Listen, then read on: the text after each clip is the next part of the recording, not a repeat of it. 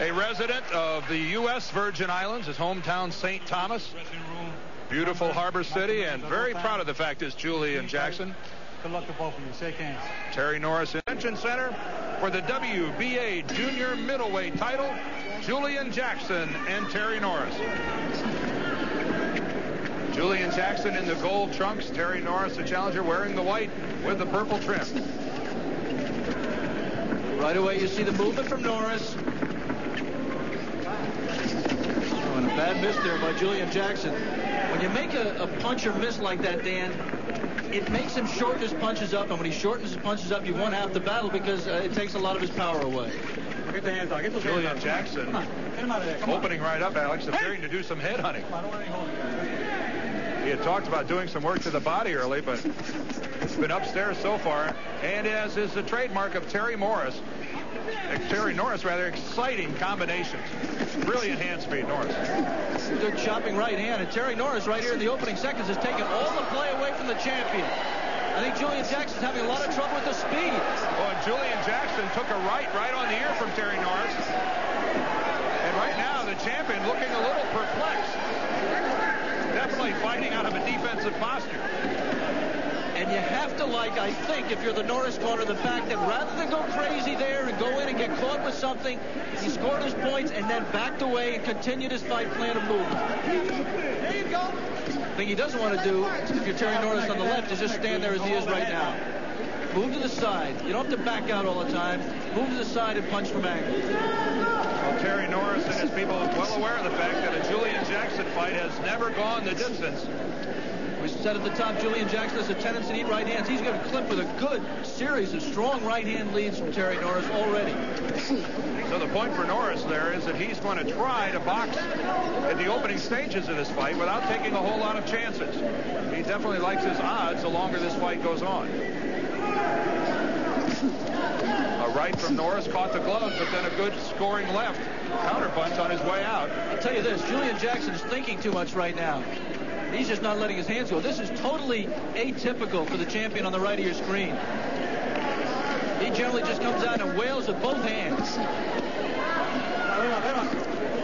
A break on the break. Jackson throws a right and lands. I think that's a sign of frustration. There, Jackson tried to finish the encounter, the exchange with a right hand at the end, and Norris was out of range. He's moving very well. Inside the final 30 seconds of round number 1. This fight scheduled for 12. And Terry Norris having a very strong showing here in the first round. Again, look at the hand speed of Norris. 3 and 4 and 5 punch combinations. Nothing unusual. Something unusual for the champion, Julian Jackson. That's the end of round. It was Julian Jackson in round number 1 who looked tight, who looked like he was feeling the pressure of being the challenger. Almost a role reversal between the two, Alex, on the way they should have looked. It's a movement by Norris. I mean, he ducked one way to avoid one punch and then escaped the other way to avoid the counter. And a big right to the body by Julian Jackson. And a good inside left by Norris at the same time. But really, Jackson's first attempt to work the body. Almost all head hunting in round number 1. Aaron Snowell and Richie Giacchetti in Jackson's corner told him, you just have to get off. You have to let your hands go and try to work the body, and he did try to do it there, Dan. Terry Norris, who will at times during the course of a fight move in and out of a southpaw stance, and again a good left counterpunch. You saw Norris duck. There was no counterpunch coming back from the champion, but Norris got under it if it was. If the key is Terry Norris told us yesterday was relaxation and concentration. He looks totally relaxed and totally focused right now, Dan. Another good right to the body that time by Julian Jackson. Overhead chopping right, and again the incredible knockout ratio of Jackson. Whoa! And that right in that, Terry Norris is gone.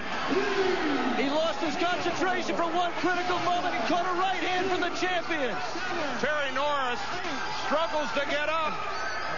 He beat the count, but he said he's all right, but Joe Cortez doesn't believe him. That's it. Joe Cortez stops the fight. Norris did indeed beat the count. And Julian Jackson, after struggling through the first round unleashes a bomb in round number 2.